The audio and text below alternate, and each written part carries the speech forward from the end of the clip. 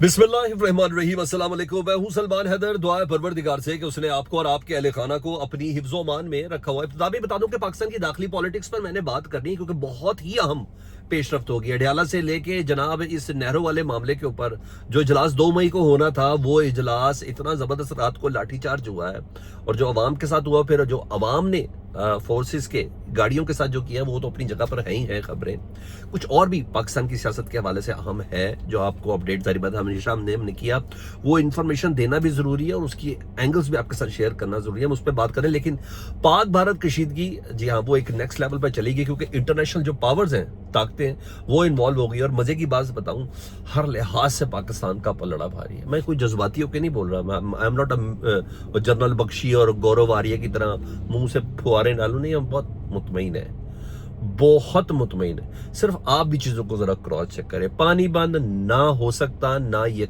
कर सकते हैं।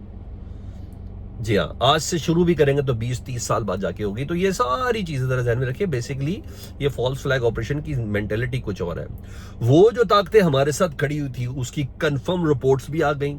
टर्की भी आ गया, ईरान भी आ गया, चीन भी आ गया और वो फुटेजेस भी आ गए। और कंफर्मेशन कहीं और से नहीं, टर्की से भी आ रही है, ईरान से भी आ रही हो, चीन की तरफ से भी आ रही है। जो चीजें मैंने सुबह 6 बजे की थी, उसमें सिर्फ एड ऑन कुछ है, वो है ईरान के हवाले से। बहुत तकलीफ है जी, बहुत अजियत है जी इंडिया को उसके चीजें। लेकिन कुछ पाकिस्तान ने तैयारियों से भी कुछ मुतालिक मैंने आपको बताना, फिर कुछ फुटेजेस वगैरह भी मैंने आपके साथ शेयर करनी है। सबसे पहले जी, बहुत देर बाद, क्योंकि इमरान खान साहब ने एक कदम उठाया था 2022 के बाद, अब दोबारा से इतलात यह है कि जो पहलगाम फॉल्स फ्लैग ऑपरेशन है ना, इसके बाद हमारी हुकूमत ने कौमी सलामती के एक मुशीर के मनसब को दोबारा फाल करने पर गौर शुरू कर दिया। कौमी सलामती का, नेशनल सिक्योरिटी का जो मुशीर होता है, 2022 जब से इमरान खान साहब की हुकूमत के, कोई मुशीर ही नहीं था। सिर्फ एक ही मुशीर था, उसका नाम था DGISPR। या आप उस मुशीर का नाम बगैर अनाउंस्ड, माशाल्लाह, मोहसिन नकवी साहब की शक्ल में, जिनकी कोई एक्सपर्टीज ही नहीं है इस सिलसिले में। या आप बताएं, अता तारड़ साहब डिफेंड करेंगे कौमी सलामती को? नहीं ना। एक पूरी प्रॉपर जॉब है, ये उस बंदे की एक प्रॉपर एक्सपर्टीज है। तो जनाब 2022 से ये ओहदा खाली था। इससे कबल एक छोटी सी हिस्ट्री है।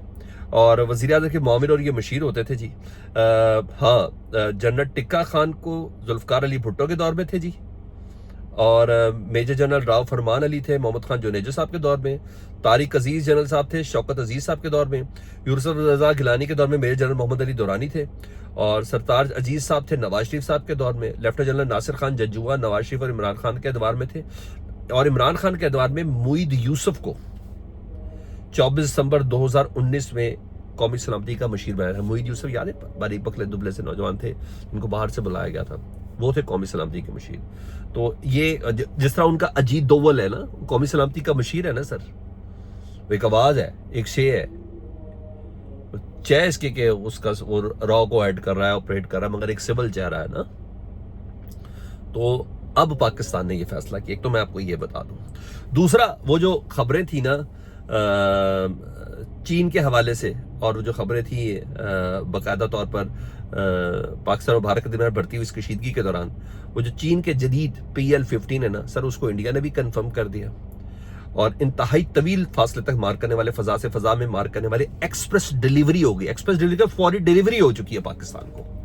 ये मैं अपडेट आपको कर दूं कि PL-15 की इंतहाई तवील फासले तक मार करने वाली फजा से फजा में इन मिसाइलों की एक्सप्रेस डिलीवरी पाकिस्तान को मौसूल हो चुकी है। पाकिस्तान एयरफोर्स ने अपने जदीद तरीन JF-17 ब्लॉक 3 लाकर तैयारी की तस्वीर भी जारी कर दी है, जो PL-15 बियॉन्ड विजुअल रेंज को देख भी कोई नहीं सकता जी। एयर टू एयर मिसाइलों से लेस है और इसकी दोहरी रेक पर लेस है। जनाब आली, पहली बात तो ये कि वो जो कहा था ना चीन नहीं सर, डिलीवरी हो गई है। एक्सप्रेस डिलीवरी का मतलब पता है सर? नूर खान एयरबेस और दीगर बेसिस पे C-130 दबा के आ रहे हैं, कार्गो तैयार है। तुर्की के, चीन के, और मैं आपको ईरान भी शामिल करने जा रहा हूं, जो खबर मैंने भी आगे आपके साथ शेयर करनी है। तो पाकिस्तान भी नेक्स्ट लेवल, वो जैसे गेयर अप हो गया ये। हाँ, ये चीज है। हाँ, अब इंडिया ने भी मुकम्मल तौर पे धमकी देना शुरू की है। ये जो पंटर पुंटर मेजर आर्या टाइप के लोग जो होते हैं, वो कहते हैं कि अगर कश्मीर में बादल होगा तो बारिश बलूचिस्तान में बरसेगी। ये नहीं मान रहे हैं जनाब, कि बलूचिस्तान में हम लोग ही हैं। उन्होंने कहा धमकी शमकी नहीं देता। पूरी एक्टिंग शक्टिंग तो माशाल्लाह आपको पता है कितने कमाल किस्म के एक्टर ही तो हैं, और क्या है, इंडिया ने एक्टर पैदा किए हैं, इसमें कोई शक नहीं है। तो ये सारे अंदर कोई ना कोई हीरो शीरो चल रहा है, किसी ना किसी फिल्म का कोई सीन चल रहा है जिसको वो लोग कर रहे हैं। लेकिन हाँ, इस दौरान सर कुछ और चीजें भी हुई हैं। जो भारत ने 2 रोज पहले पानी छोड़ा था ना लाइन ऑफ कंट्रोल में आजाद जम्मू कश्मीर पे चकोठी में दाखिल होने से, वह मंगला डैम में बहने वाले इतवार को दरिया झेलम का पानी का इजाफा कम हो गया। अब 25,166 क्यूसेक रिकॉर्ड किया गया है। तकरीबन 7 से 8 फुट तक बढ़ गई थी, अब सिर्फ 3 फीट रह गई है। तो उनको भी उन्होंने पहले पानी रोका था, ठीक है, और उसको फिर बहाव उसका छोड़ दिया था, तो ताकि पाकिस्तानी डर जाए। और थोड़ा खौफ आया भी था कि यार ये क्या करने जा रहे हैं, हम पानी बंद करने क्या रहे, पानी खोल रहे हैं। तो वहां ये चीज रिवर्स हुई है। अब सुने जी, भारत ने कुछ चीजें समझ, अंदर का जहनियत तो है ना सर, वो मुस्लिम दुश्मनी तो अपनी अपनी जगह पर है ना, ऐसे नहीं दो कौमी नजरिया हुआ सर। बाकायदा तौर पर ईरान के हवाले से स्टेटमेंट जारी कर दी गई है जी, और उन्होंने कहा ईरान के मुतालिक भारत का एतराफ है कि वो पाकिस्तान के साथ खड़ा है। चीन 1, टर्की 2, और अब ये ईरान इसके ऊपर हिट हुआ जी। उन्होंने कहा जी, दुनिया ममालिक में सियासत मफादात ताल्लुकात का खेल खेला जा रहा है। इस वक्त चंद कौमी हकीकत और वफादारी सख्ती के लम्हों में खुलकर सामने आई है। मेजर गौरवारी क्या कह रहे, जरा सुने, जरा इसकी ऑडियो जरा सुने तो आपको खुद ही जरा एंजॉय कर लेंगे क्या चीज कह रहे हैं जी। तकलीफ देखे कहां से है। I'm talking to the Iranian regime. तुम सबसे बड़े दुनिया में टेररिस्ट हो। हास तुमने पैदा करा, हिजबुल्लाह तुमने पैदा करा, हुती तुमने पैदा करी। और जब भी मौका लगता है तुम पाकिस्तान के साथ खड़े रहते हो। तुम्हें बहुत खुजली है ना कश्मीर की, तुम देख लेना। तुम्हें बड़ी खुजली है कश्मीर की, यही पाकिस्तान तुम्हारी पीठ में खंजर उतारेगा, तुम देख लेना। आज मैंने बता दिया है, जिस दिन इजराइल ने हमला करा, जिस दिन अमेरिका ने हमला करा, जिस दिन तेहरान के आसमान में F-35 उड़ेंगे ना, यही पाकिस्तानी पंजाबी तुम्हारी पीठ पे खंजर उतारेंगे। जब तुम्हें लगता है ना कि सब कुछ ठीक ठाक है, डोंट वरी, फिर ये पोएट्री कोट कर रहा है आदमी। पोएट्री को मैं आपको पढ़ के बताता हूं क्या कहता है, इसकी पोएम क्या है। ये ईरान का फॉरेन मिनिस्टर है सैयद अब्बास अरगची। ये कहता है कि सादी की पोएट, एक पोएट है सादी, उसकी पोएम है, human beings are members of a whole in creation, one essence and soul. If one member is inflicted with pain, other members uneasy will remain. वाह वाह वाह, वेरी गुड, शाबाश दोगले के बच्चे, शाबाश। जैसे तू दोगला है ईरान के फॉरेन मिनिस्टर, तेरा बाप भी वैसे दोगला होगा। तू दोगला है सबसे बड़ा। तो पोएट्री सुना रहा है, पोएट्री सुना रहा है।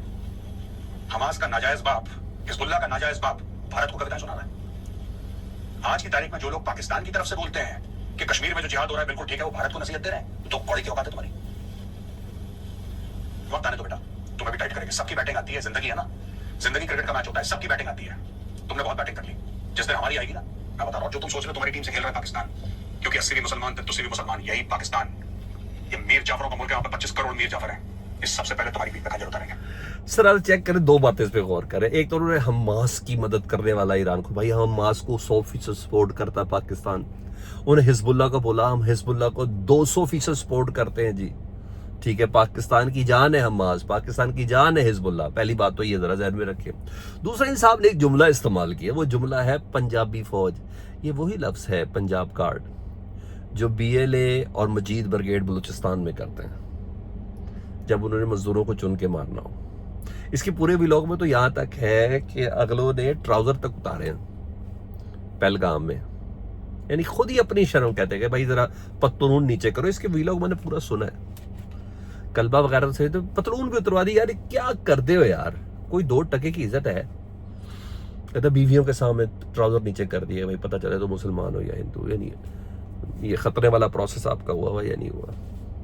तो बहरहाल समझ में आ गया, जब दुश्मन कर रहा तो फिर मैं समझता हूँ कि जी ईरान ने ना पूरा वजन हमारे साथ डाला हुआ ना। और फिर वो कुरान की आयत का मजाक भी इन साहब ने उड़ाया है। एक मोमिन का हदीस है मेरा ख्याल है, एक मोमिन का कत्ल सारी इंसानियत का कत्ल है। उन्होंने कहा तुम्हारी ऐसी की तैसी, तुम्हारा वक्त आएगा। ये बड़के बड़के मारते हैं और कुछ भी नहीं है जी, कुछ भी नहीं। अब आऊँ जी दूसरा उस चीज़ के ऊपर थी, पाकिस्तान ने पाबंदी लगाई फ़ज़ाई हदूद की ना, इंडिया इस्तेमाल नहीं कर सकता।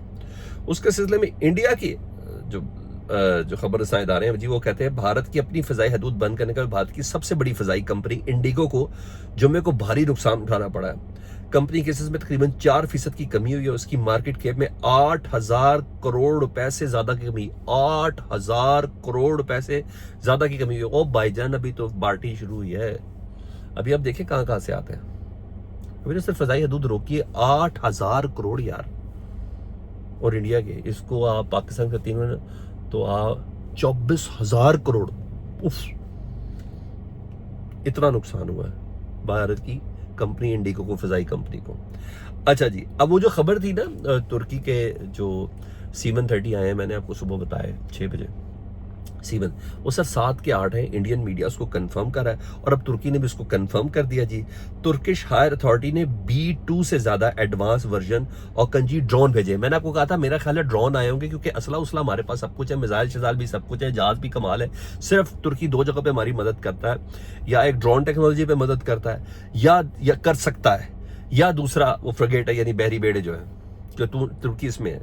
तो सर पता चल गया जी, औकंजी ड्रोन भेजें जी, एडवांस वर्जन औकंजी ड्रोन भेजें, जो हिंदुस्तान की गैर मजबूत फजाई कुव्वत को गैर मौसर करते हुए जंगी सूरत हाल में फैसला कुन साबित हो सकते हैं। ये ड्रोन 1500 किलो वजन का मल्टी टास्क असला उठा सकता है और फजा में 25 घंटे गुजार सकता है, 25 घंटे गुजार सकता है जी। और इसकी रेंज 7,500 किलोमीटर है, मुंबई तक आप सीधे हैं बहुत आराम से। और ये इसलिए इस काबिल बनाती है कि इसका कंट्रोल सिस्टम पाकिस्तान में किसी भी महफूज जगह से हिंदुस्तान के अंदर तक ऑपरेट कर सकता है। गैर मुसद्दक़ इत्तलात 5th जनरेशन कौन को टेस्ट करने के लिए भी 2 अदद कौन पाकिस्तान भेजे गए हैं। पाकिस्तान कौन प्रोजेक्ट में शराकतदार मुल्क है।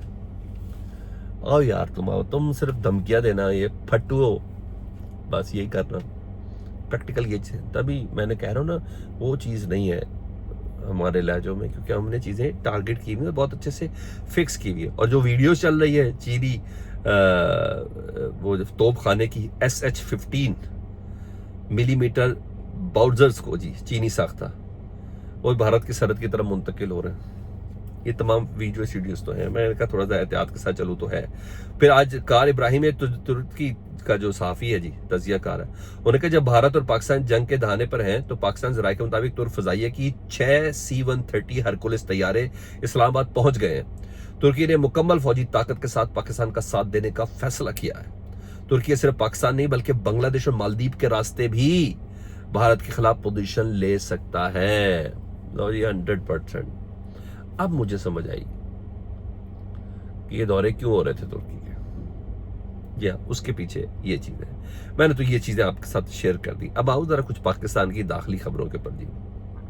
प्रोटेस्ट ने काम किया है सर, क्योंकि पाकिस्तान में प्रोटेस्ट इस वक्त चल रहे हैं मुख्तलिफ जगहों पे जी। रात को 3rd डिग्री इस्तेमाल की है, लोगों के साथ मैन हैंडलिंग की गई। फिर लोगों ने जो रिस्पॉन्ड दिया, मैं ये बबलू बाईपास से लेके बुकला के धरने तक जो 8 और 9 11वें दिन तक जारी हो चुका है जी।